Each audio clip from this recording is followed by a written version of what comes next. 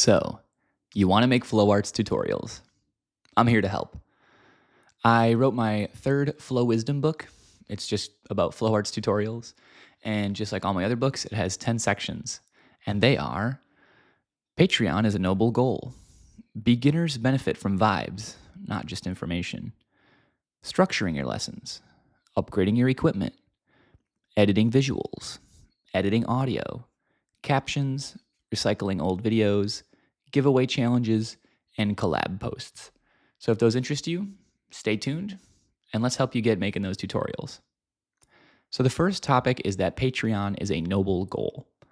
Now, I know it is kind of cringe to sell your art, but in the flow arts community, Patreon is more of a way for your fans to support you because they like your art and to learn, and most of the patrons feel really good about it. It's not a very salesy process.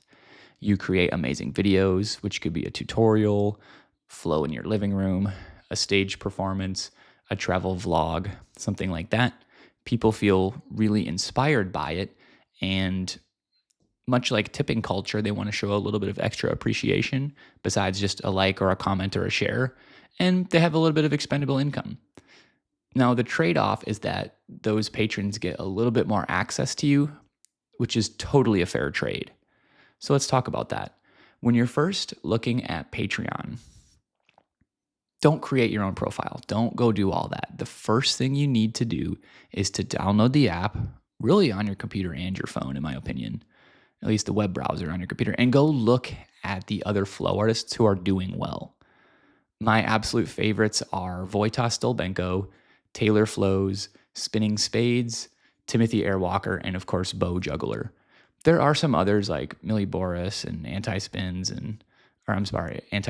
and a ton of other ones, and I'll touch on those a little bit later. But for now, just know that those 5 will get you started. In particular, I think Wojta and Taylor Flows are the best examples for empowering flow artists who create amazing stage acts that really, really inspire people like me, and then we want to show a little bit of extra appreciation. Their tutorials are also amazing, but I really don't watch that many. I more do it to be part of a community and have access to that person so that when I'm working on a trick, I can send them a video. See the difference? There's one where it's like you pay for a service. I pay $5 a month. I get these tutorials. That's great, but I already know what I need to work on as a poi juggler. What I can't just tap into and go drill is like extreme inspiration and talking directly to the individual who did that. You can DM Wojta, you can DM Bo, you can DM, Drex and some of these people, but they're not necessarily going to get back to you. But if you get beyond that paywall, most of their tiers that they list is that you get to message them. So that's what most people really want, just being real. They want to be able to go back and forth and send videos and chats saying, hey, I'm stuck on, the 3-poi half shower. Can you tell me what I'm doing wrong? That's, in many cases, 100 times more valuable than any tutorial breaking down exactly what to do. I hope that makes sense. So when you go study these pages, you'll see that, let's just focus on Taylor. She has a lot of followers. She got a bunch of followers before she launched her Patreon. She does a bunch of live events. She traveled the world and performed and got footage of that before launching her Patreon. The inverse of that is that you start spinning poi today and you create a Patreon today. You never want to create a paid service that nobody's paying for. You want to almost be a soda bottle that's shaken up that pops off as soon as you open it up. In other words, you want to maybe not go viral, but have a bunch of posts do really well lots of times and have a lot of people DMing you about how much they like your art before you ever start charging for it. Okay, that's what all these artists did. They had huge YouTube accounts. They had really, really expansive Instagram pages, and they traveled a lot and have photos from all their events. So when they do post, they have a ton of content, and it's curated very nicely. In order for you to do that, you might have to start traveling to at least different locations in your city to film, getting videos of you performing, and before you make that Patreon, I do recommend making 100+ tutorials on Instagram. Let's talk about that for a second. One of the most important parts of a of a service provider is that they have to have a ton of like a really big portfolio to begin with. Now, there are some companies that just offer one thing, right? Like, I don't know, this hoodie brand, maybe they only make this hoodie and some sweatpants.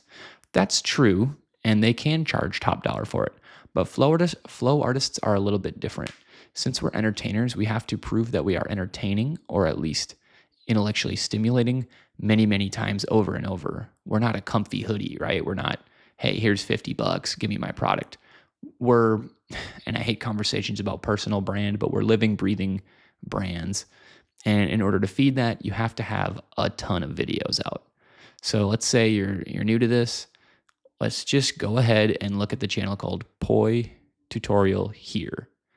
That type of content is what you need to be making before you make a Patreon.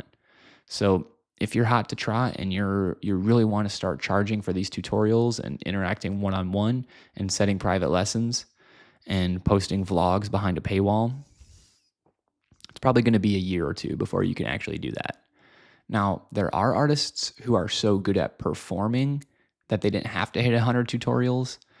But when it comes to Patreon, I wouldn't risk it. I would just get good at making tutorials first so you don't launch your Patreon too early. That would be kind of embarrassing and sad if you put a lot of effort into your Patreon and nobody bought it. And that effort would have been better spent on Instagram, where there's less of a letdown if it doesn't get shared. So let's talk about the final part of Patreon, which is like the sales outreach part of it. I really wouldn't recommend reaching out to people saying, hey, you should sub to my Patreon. No one's going to like that. What flow artists like in our community is to discover your page or to see, I don't know, maybe they've seen 50 other of your posts and they really like one. You can either say in the video, full video or full tutorial in Patreon, not like reaching out to them saying, hey, you should buy my Patreon. You say, hey, you can see the rest of it behind a paywall. Or you just have a ton of links in your bio, because eventually if somebody likes you enough, they'll click your bio and go read about you a little bit and see your overall aesthetic beyond just that one video.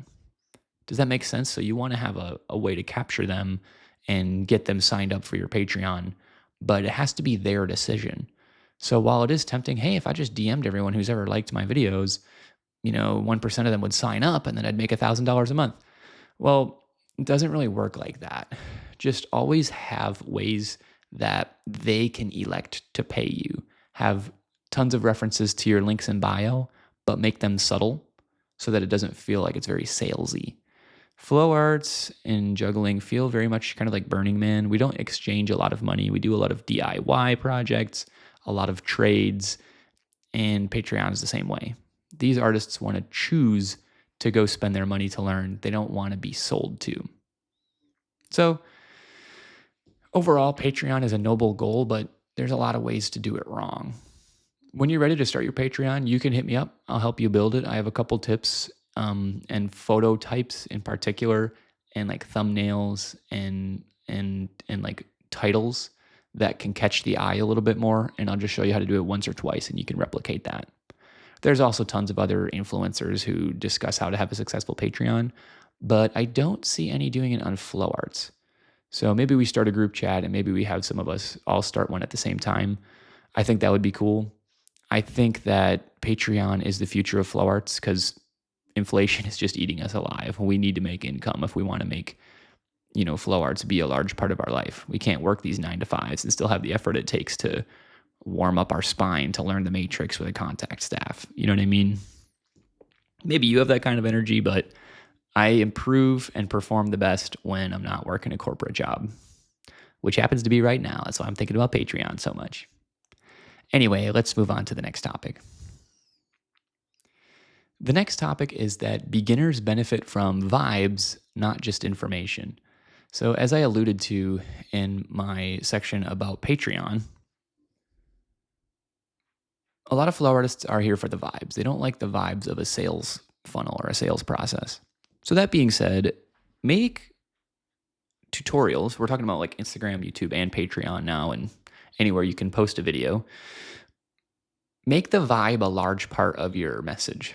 So some of the vibes I like to give is I tell people I believe in them. I try to use humor. I try to involve my cat and my dog and heartfelt poetry about flow arts. I try to have a lot of like happy cry emojis and share that Poi has allowed me to self-actualize, for like 10 years, which most of us strive for that. So my vibes are about empowerment and like a simple you can do it philosophy, let's just say. Maybe your vibe is more dark and intense and you like metal music and you like darker tattoos and like spikes and thorns and things like that. You will find your tribe that way. When you make your tutorials, there should be some type of vibe. It's kind of funny. In my masterclass, I had just a plain background. I was wearing plain clothes and the music is just some lo-fi. But the vibe is still passionate. You can still tell that I'm excited to be sharing these 3 Poi tricks that I discovered. And when you go look at the other Patreon, Instagram, and YouTube accounts, you'll see the personal branding, or as I'm calling it, the vibe. It's all very intentional. You have to sit there and select your color scheme, your music that you use, the backgrounds that you use. Think about feelings as more important than information when you first start. So, for example, I don't know, this is kind of a weird analogy, but let's say you have 2 ice cream places to go. One is really known for their toppings, and one is really known for just the base ice cream being really high quality. It has the best ingredients, the best cream, and cane sugar instead of corn syrup or something. Most people are going to go where the nice toppings are. They're not going to go where the base ice cream is better. And I think of that kind of how our pages are, like the things in the background are what keep us coming back. I just posted a video with my cat and my dog doing something silly last night. I think that'll connect more deeply with people and they'll remember that more than like the sick tricks that I was doing. So I encourage you to lean a little bit more into the vibe. Maybe start picking the same type of background music. Maybe constantly have one piece of artwork in the background.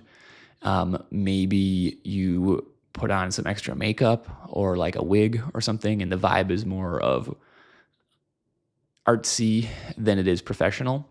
And I encourage you to lean into that because people don't necessarily buy from someone who's just like vanilla anymore. They want to invest their money with someone who is like about that life. And while I look like a corporate nerd most of the time in my tutorials, I think that a lot of the Poi nerds are actually into that. I also do perform like in my underwear for burlesque shows. So there's maybe my vibe is I show the balance, the yin yang of corporate 9 to 5, as well as like fun playtime. I don't know. Just don't lean away from your natural vibe and definitely play around with it. You can change it up over time. But I see that the best Patreon and Instagram and YouTube accounts where people are actually engaging with these tutorials, those artists are showing a lot of personality. Now, this is really hard to communicate, but it's not about the information. People don't remember what you told them. They remember how you made them feel. I think Maya Angelou said that, and I totally agree with it. And my goal of this video is to make you feel empowered. Am I doing that? Well, we'll find out. I want you to be comfortable expressing the vibes and sentiments that come to you when you flow, because that's kind of how the magic spreads. Our community is not a bunch of nerds who are obsessed with patterns. We like dancing together, tripping together, traveling together, pushing through a rainy night to perform with fire in skimpy outfits together. It's always been about the vibes. And I'd even go as far to say as like your local jam, if you have one, if you are just flowing really well, you'll leave a better impression smiling and dancing to the music or teaching somebody how to do something by just vibing near them and being really positive than you would teaching like a structured lesson. This is why I got roped into flow arts, was because we're so about the vibes and we have a really, collectively, we have a strong sensitivity to who puts out good vibes. It helped me put out better vibes. Just quick about me is I kind of had a negative I made some bad choices early on around who I hung out with, and there was charisma in our friend group, but it was really bad vibes early in my life. And so I've had to really struggle to develop like a positive vibe. I've been kind of jaded and untrusting. And so flow arts helped me break free of that and be trusting again and love more freely and develop some deeper friendships. You want to emulate, you want to sort of emanate that in your tutorials. You want to be warm, welcoming, inviting, and encouraging. Even though you're just talking to your phone or your camera, you can still pretend there's someone on the other line and like really give them a warm smile and make it feel like you're hugging them through the phone, through the tutorial. You're not just teaching them how to spin a thing in a circle. You're teaching them how to self-actualize and connect with other people.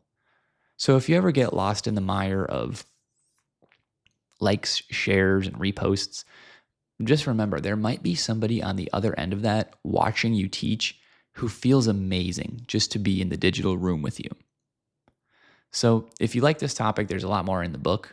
Again, I'm just, speaking freely here, and I encourage you to read the book. But let's move on to the third topic, which is how to structure your lessons. So I was a school teacher for 5 years, and I learned that structuring a lesson is just as important as teaching the lesson. Why? Because if you get jumbled up, you can always fall back on the structure. Let's talk about how to start lessons, how to teach them, and then how to like finish them and recap them.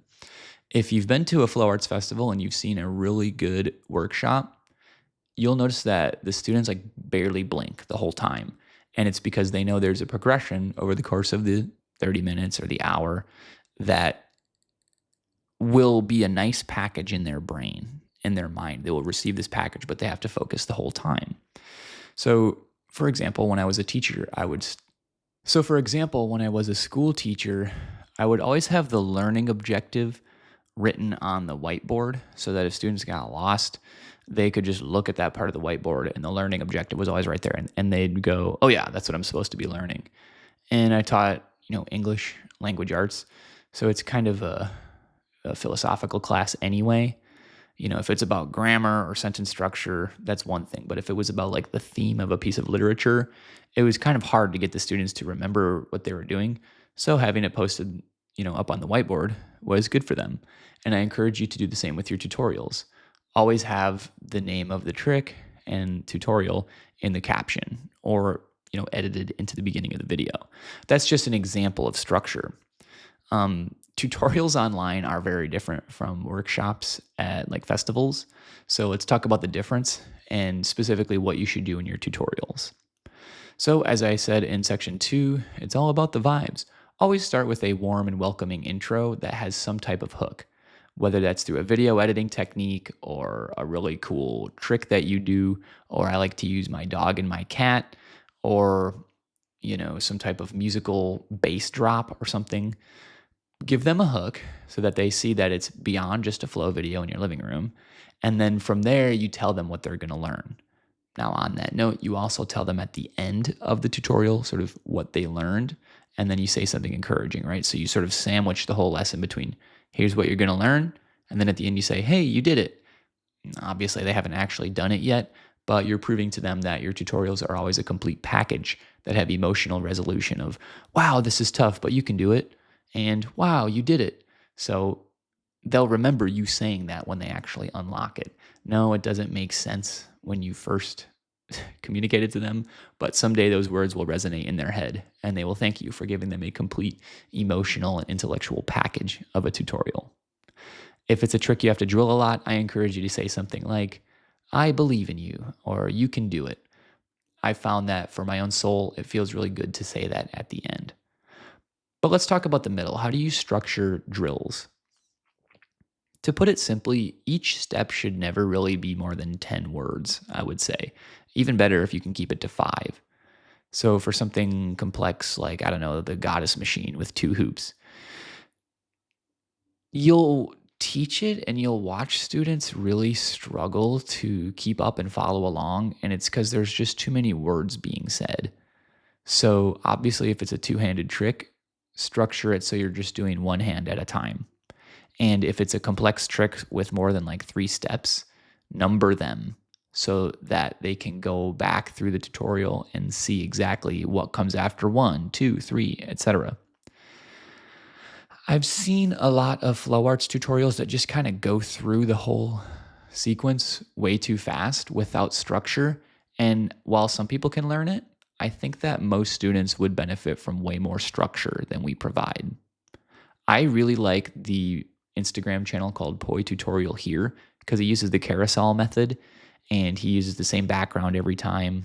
And while his English isn't the best, his structure is really solid. He's one of the only artists I see doing this, and he has very complex sequences, in my opinion, but he breaks them down in such a way that you sort of couldn't fail if you really took his tutorials seriously.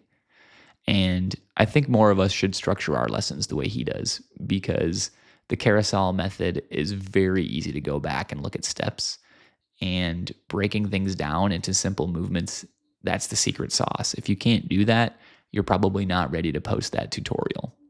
So if you go to teach and you don't have any way to structure it, there's a couple different things you can do.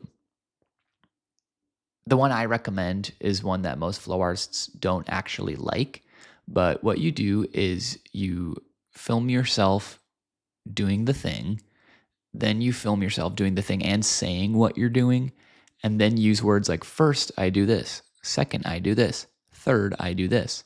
Then you either type or transcribe those words like into AI and ask GPT or Gemini, whoever, Copilot, whoever you use, to break it into steps using as few words as possible. Then you use that as a script or you memorize it. It is shameful to use AI in our community, but if you just use it for yourself as a tool in your living room and nobody ever sees image generation, you'll be totally fine. It's basically the same as just like a voice memo at that point with a little bit of assistance. So if you are struggling to put your moves into steps, you may need some help. And you can practice on your own and do it over and over until you have it with the exact number of words so that it's less than 10 words a step. Or you can use AI early in the journey. It's up to you. I'm just letting you know you have options. I personally have only used that in like writing. I haven't needed it for instruction. But it probably would have helped me in my journey early on if I had that like 5 years ago. But I digress. The main purpose is to have structure. So you want to have, a warm welcome, name the trick, have the drills, break them down into repeatable sections where you number them, have written instructions, and then encourage them at the end.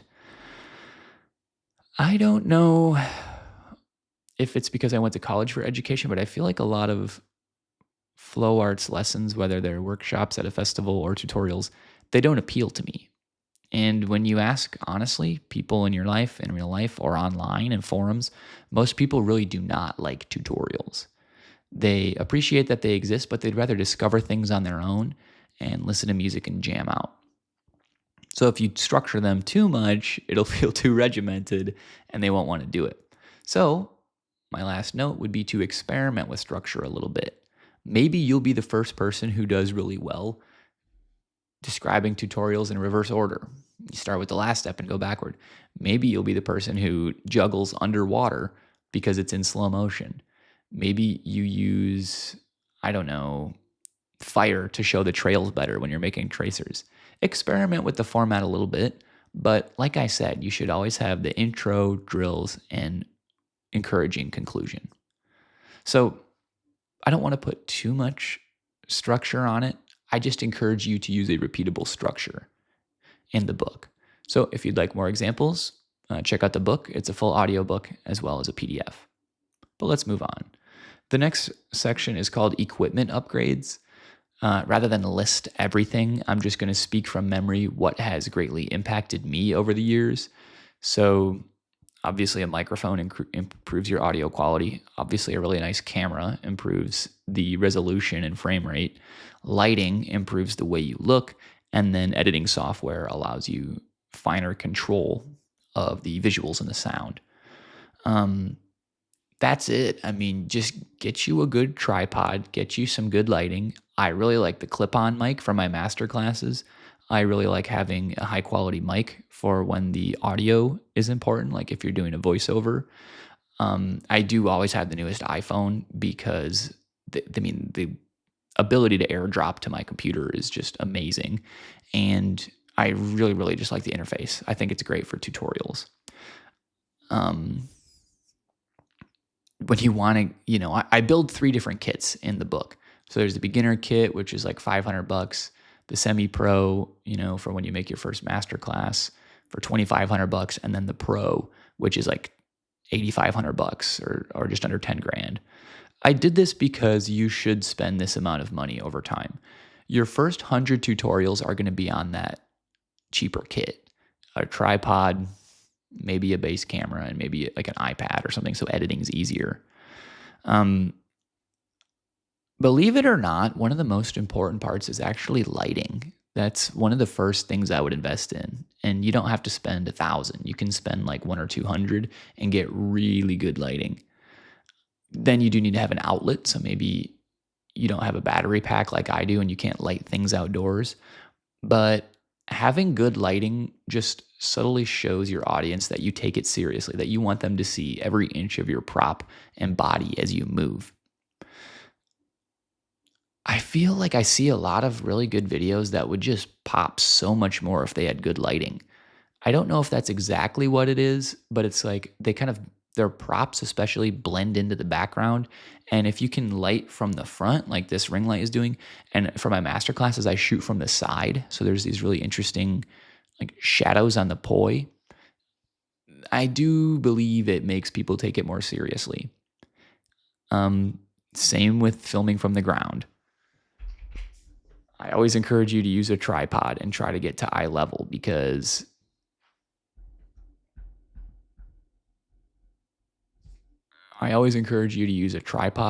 set it at eye level because it just looks more professional. It just is easier to take something seriously when you feel like you're in the room talking to someone eye to eye as opposed to like watching them from the ground. I don't know. Some of those videos actually do pop off, which is funny. When you're ready to upgrade your software, I'm an Apple guy. I find that Final Cut Pro and iPhones talk together really nicely. And then a lot of flow artists have iPhones, so you can airdrop footage to each other more easily. Shooting in 4K, especially 60 frames a second, is I think it's over a gig a minute, a gigabyte. So storage becomes an issue. The cheapest way is to get external storage, but I just buy I have a 2 terabyte storage, and it even runs out all the time. So it does start to get really tricky managing the amount of big files you have. If you want to keep the original source files in a drive, as opposed to on Instagram or YouTube, I have to delete mine after a week. And on weeks like this, when I'm shooting master classes and 30-minute performances with my troupe, I have the biggest hard drive they offer, and I run out of storage space. So external drives and cloud drives are really useful. I personally like Google Drive the most because most people have Google, so you can send big files more easily that way. But I digress. We're talking about equipment, tangible things. And it's funny, I didn't even mention the props. You can make great tutorials with cheap props. So I don't even touch on that. But let's move on to the professional gear. The biggest difference that you'll get out of professional gear is going to be your camera and your lens. When you're ready to upgrade those, make sure you get one that's good in low lighting. Because if you're going to be successful on Instagram, YouTube, and Patreon with your tutorials, you do have to show some typically fire and LED sort of performance style videos. And if you have ghost trails in your videos, which is what you get if you shoot from a smartphone, right? There'll be the light and then there'll be the other light orbiting it, sort of mirroring it. It doesn't look as professional. You can just tell when somebody has it. And then sometimes my new iPhone doesn't do that, but most of the time it does. So I shoot with the Sony a7 III with a nice Sony lens. I saved up for 3 or 4 years to get that kit, and it makes a huge difference. Just to get nerdy for a second, it has to do with the sensor size. And then something about the light doesn't bounce back and forth on the type of glass that a professional camera uses. Your iPhone uses I think it's called Gorilla Glass or something, and the light is so bright it actually reflects inside the lens. There's glass here and there's glass here. It goes in and it bounces off and it creates that ghost flare. That's going to be such a subtle yet impactful thing when you finally upgrade your camera. And they are hard to use, honestly. Like a phone being just point and shoot is so nice. But when you are ready to upgrade, it does suck to spend that much money on something you already have in your pocket. But the difference is subtle. And like slow motion fire is how you capture a lot of people. And you can only really get that with a high-end camera these days. You can get it with a low-end camera, but it won't look as good.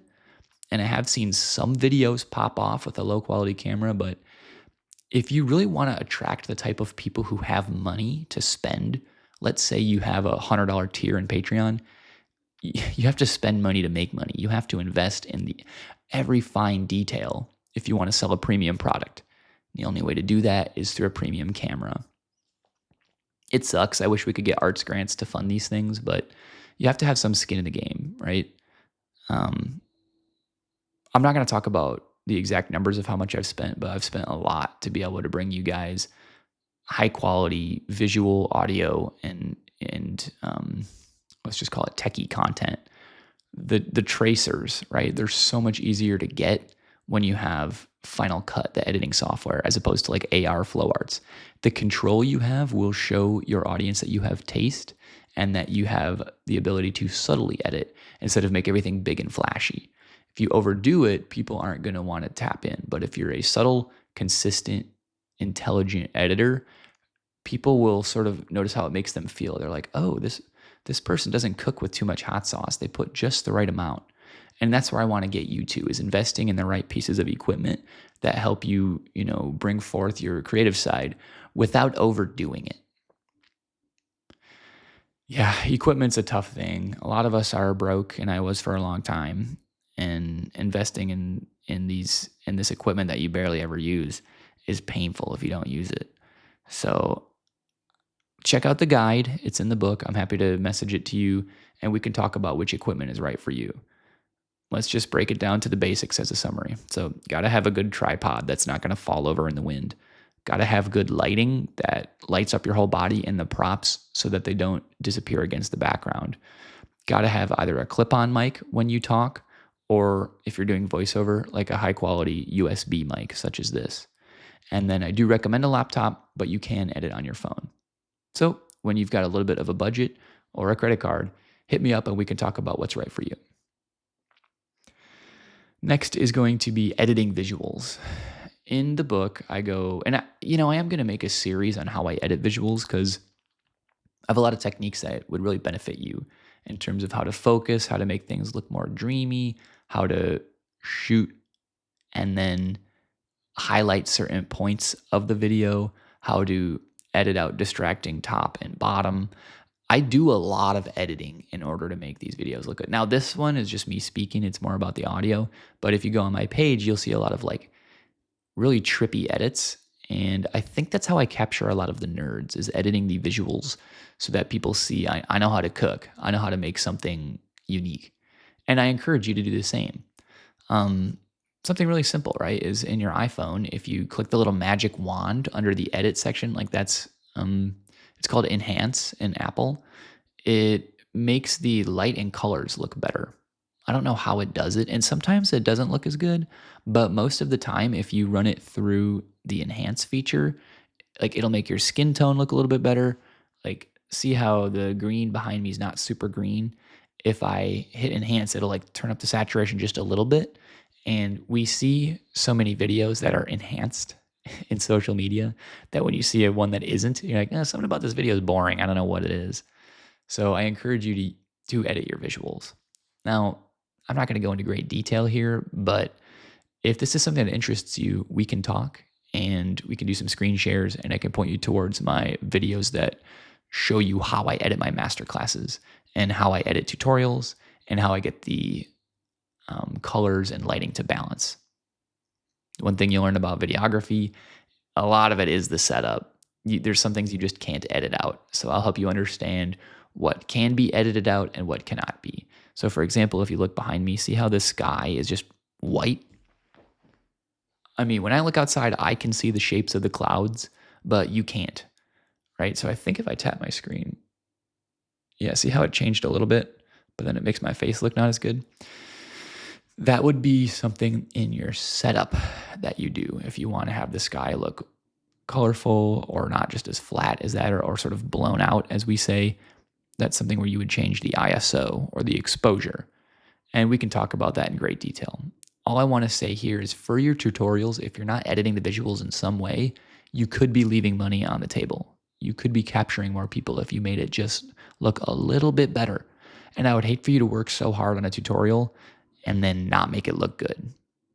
So if you are open to critical feedback, you can send me your tutorials and I'll give you ideas on how to make the background simpler, how to make your skin tone look better, how to make the props pop, and whether that's investing in lighting or a new camera or just editing the video, like a simple couple clicks, I'll help you get there. But now let's talk about editing audio. This mic is great, right? For example, I don't have to do a lot of editing with this. I think it's the USB-C version of the SM7B. It wasn't cheap, but it saved me a lot of time in editing the audio. Like, this is really gross, but listen to this. You got to edit those out. Those sounds just turn people off so much. And when you're first starting, you'll have a bunch of those, but over time, you'll learn how to speak so that they don't happen. And the only way you learn how to do it is by hearing yourself do it. Maybe you have the wisdom of a million people before you and you never make any lip smack sounds, or you don't like accidentally whistle or something when you speak and you don't have any snuffling sounds like that. That's great. But most of us, unfortunately, make those sounds when we talk.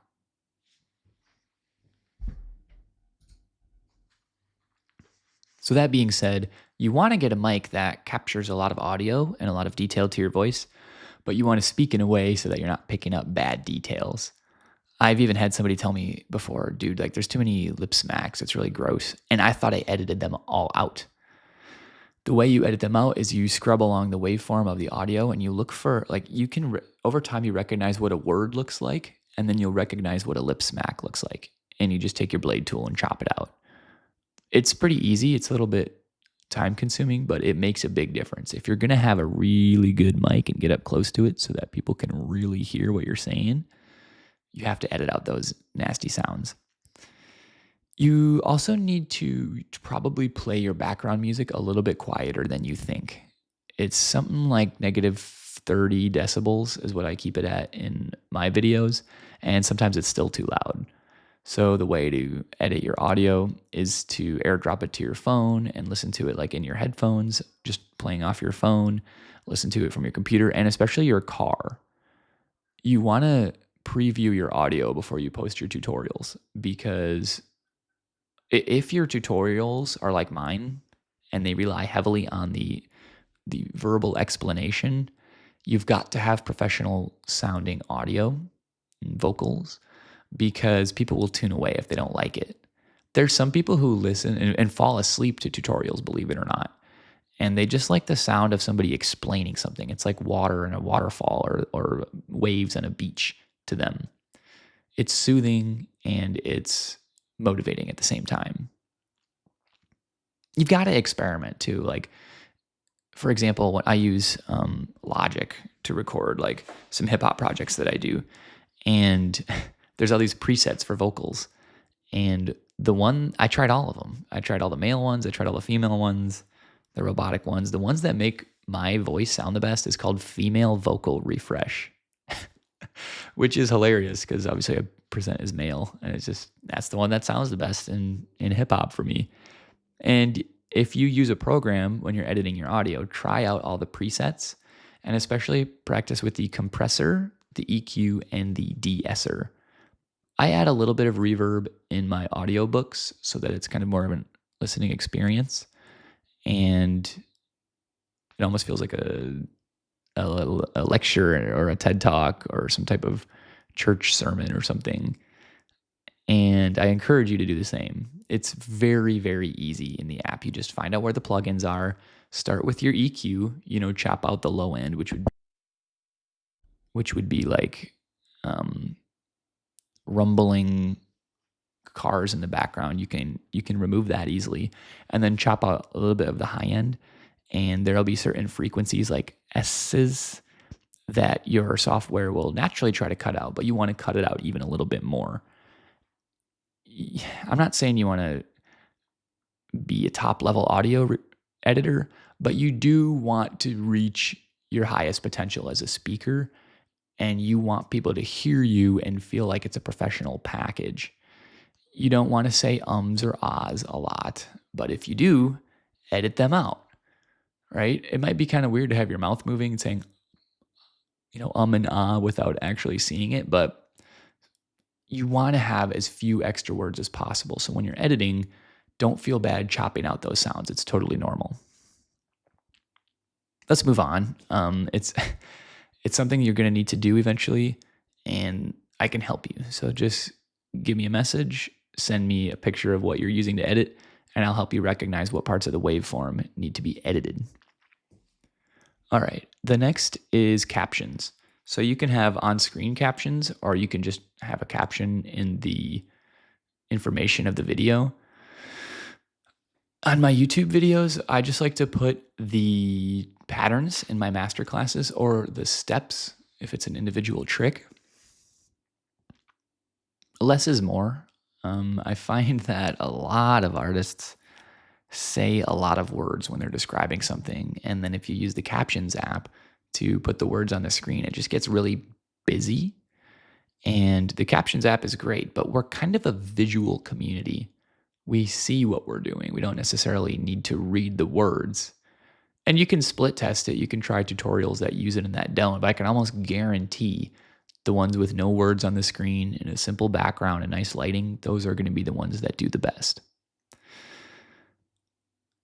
I've also noticed that in a lot of my tutorials, like, people don't really read the captions, and so putting a lot of effort into them may be a lost cause. I just encourage you to put a little bit of text on the screen using the Instagram app, because the algorithm likes when you use its editing software. And I think the algorithm just means the audience, right? People like it. They like to see that you put a little bit of intention into the video. So a caption at the beginning could just be Hyperloop tutorial in 3 easy steps. Having some captions is good, but having too many where your eyes are constantly flitting back and forth between words and like their prop, that's not good.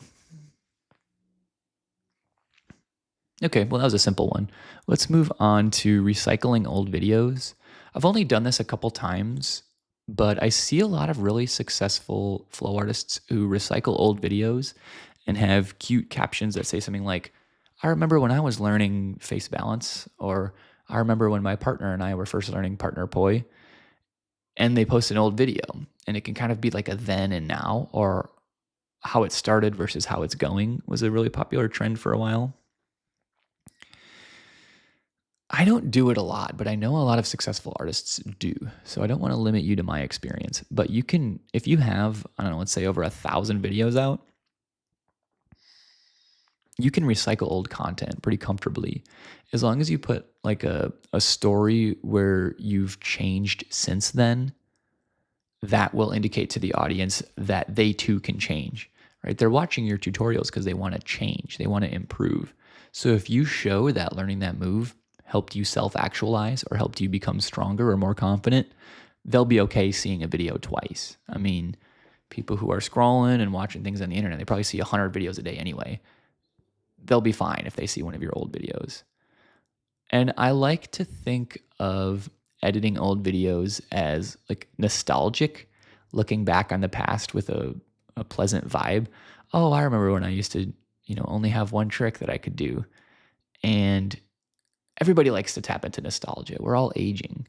If you recycle old videos too much, it becomes cringe. But if you do it just a little bit, it reminds everyone that we're all mortal and we all started somewhere. To build your connection with your audience as well, I think it's important to show that, you're human and that you mess up.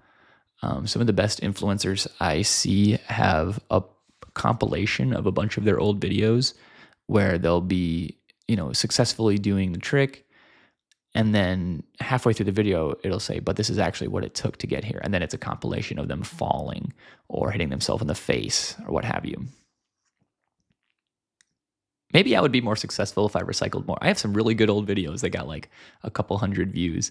I should really start doing that more. And you should too. I think that we put a lot of effort into our videos, and maybe you posted it at 4 a.m. on a Monday, and so it didn't do well. Or you used audio that got removed. I don't know, a Taylor Swift song that she took off of Spotify and now it's silent. The recycling the visuals is not shameful. It's something we all need to learn how to do. So montages, you'll see them at the end of every year. It'll be like, and with that, the 2025 season comes to an end. And it'll be performing artists showing like 2 seconds of each of their best stage acts. I encourage you to do that. And I should really do that more myself. Don't be ashamed to recycle old videos as long as you do it tastefully. Giveaway challenges. Now, I have done one of these, and I've also done a gift card for a competition. And it is so much fun. You do get a good bit of engagement, and sometimes you get a bunch of new followers. So obviously you can just do it yourself anytime you want. It's only a couple $100. And if it gets you 1, 2, 3, 400 followers, it's worth every penny, because in theory, you'll convert a percentage of your followers to your Patreon or to a paid lesson. So that money you spend will make you look good in the community, make you feel good about every time you open your phone. It'll kind of feel like a holiday morning where you get to give something away and see somebody be happy. And ideally, it'll develop a relationship with you and a potential sponsor. Over the years, I've worked with Flow on Fire to do some giveaways and help them market it. And I wrote the captions for them. And I did a tutorial series where we gave away a set of Poi at the end. A sponsor is so helpful. Reach out to Ultra Poi, reach out to Astral, reach out to Flow Toys. They'll probably say no, but get their attention on the giveaway the first time you do it and pay for it. And maybe the second time you do one, they'll actually sponsor it. Sorry, my computer screen keeps shutting off. Just want to make sure we're recording here. Giveaways can be a little bit cringy if it just seems like you're trying to get followers. That's why tutorials are so awesome. The way I structured it is I had a month. I think it was in the summer, probably like a May or a June. And I had, what was it? It was it was 10 tutorials. So every 3 days I would post a new trick, like a new pattern. And if somebody did it,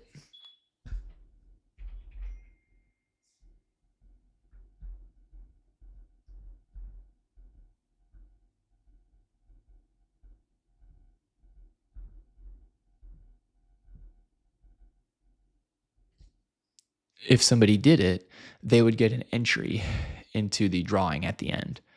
So what I noticed is that I had 10 patterns, right? The first 2 were pretty easy, and then they got a little bit more complex as the challenge went on. So I connected more deeply with those people who actually stayed till the end. But then I connected more broadly with the people who did the simpler patterns. That's why I think just doing one trick for a giveaway is like not that effective, because you're only going to get that shallow connection with the people who do the easy trick. Build a sequence of like 5 to 10 patterns, or maybe a long piece of choreography like Timothy Airwalker did, and you'll connect more deeply with those viewers. It depends what you're after, right? Typically, I'm after gigs. Like I want to get hired to perform and teach at various Flow Arts Institute events and various independent events across the West Coast. So I try to do giveaways and just hopefully catch the attention of those events so that they want me to teach those tutorials at their events, to teach those workshops. So a workshop is not just one trick. Typically, it's a bunch of tricks, a bunch of moves that use the same type of concept. So I want to show that to potential, events as well as sponsors, so that they can see that I know how to do a whole series. Giveaways are also great because they're kind of an external force or factor that gets you to post. Sometimes it's hard to create videos and content every day to keep your brand going and to keep your social momentum going. What do we get forgetting if we don't post for 6 months? We become forgotten? I don't know. It gives you a structure to create your videos, right? I find that a lot of us lack structure in the sense that we're like, oh, what am I going to post today? It's like if you already know what you're going to do, it makes it easier. So these giveaway challenges have a built-in structure. If you lack structure in your life, consider just spending $200 on an LED prop and doing a giveaway and seeing if you like that structure. You might really like it. Finally, when it comes to giveaway challenges, what I do is at the end, I put everybody's name in a hat and I draw it. And then I do kind of a teaser post where I'm like, and the winner is, and I don't actually reveal the name to build a little more anticipation for it. I have fun with it. I like to be goofy at the end of it. And I like people to see that it's all kind of a game. You know, it's not that deep. It's not that serious. I'm a little bit of a troll. Maybe you don't want to do that, but I like to show my personality. And the last time I did that, I trolled the audience and it got a bunch of comments. And they said, oh, you got me. That's funny. Think of your own way to troll them. Think of your own. Maybe you add an 11th trick and it's actually just you eating cereal. I don't know. Giveaway challenges create a structure in which you create your regimented posts and you get people involved, kind of like a curriculum, and then break the mold to show that you have some personality. I guess that's my advice. If you Google search like how to do giveaway challenges, there's ways to do it and what to say. Tag your friends, share this on your story, blah, blah, blah. I prefer the tutorial method where you only get an entry to win something if you do something. I want you to invest to earn this prize. Anyway, that's my philosophy. The last topic in Flow Wisdom 3 is about collab posts. So I've had the most success on my videos that I invited Flow on Fire as a collaborator. They make props and they have a big audience. They've never gotten involved in any drama publicly. They are just such a clean, professional brand where I'm only human. You know, people think of me and they have their connotations. But if they see a prop brand, they're like, okay, he must be legit. And I encourage you to do the same. I see a lot of artists collabing with Ultra Poi, Flow Toys, Flow on Fire, Crispy Clowns. I'm trying to think like Sacred Designs Flow, Lost in Flow. There's a lot of prop manufacturers out there that would love to collab with you when it comes to tutorials, especially if your tutorial shows off a unique feature of the prop that they make and how it makes a trick easier. So for example, Juggler has a whole series on like no-beat poi juggling, which is quite difficult to do unless you have static tethers, which is something that Juggling calling, perhaps they're German, I know they're European, they pioneered that. Now, other brands are using it as well, but I think they invented it or they claim to. That's a really, really, really good sales pitch is, hey, if you want to learn this trick, it's easier if you use this prop from this manufacturer because of this spec, right? In sales, we call that FAB, F-A-B, features, advantages, and benefits. The feature is a static tether. The advantage, the reason it's better than other tethers is that it holds its shape. The benefit is that you can learn faster. So when you are helping a prop manufacturer sell their props, the tutorial is the value add for free. But if you have an affiliate link program or if you just wanted to deepen your relationship with that prop manufacturer, do a collab post with them and make a little comment about how that prop manufacturer makes a prop that makes that trick easier. That's pretty much it. That's what I have for you today. Flow Wisdom 3 is an exploration of how much tutorials have improved my life. I'm not going to get into the final bit of philosophy where I write about how tutorials make you a better flow artist. You already know that. If you make enough tutorials, you'll teach yourself as much as you teach the audience. If you'd like to go deeper into this topic and see like which exact brands of camera and tripod and lighting I recommend and how to use this software, I have those videos. Today was meant to just be a conversation to touch on and see if tutorials are right for you and to see if you really want to go through the effort of creating a Patreon and a YouTube and doing giveaway challenges, and if you want to do collab posts and you want to kind of sell out a little bit in order to sell products and services. At the very least, I encourage you to make 100 tutorials and see if it's right for you. Tag me. Send me some videos. I'd like to see your tutorials. I'm happy to help you improve them, and I'm happy to help you get the right equipment and software and skills to make it a reality. Till then, happy flowing.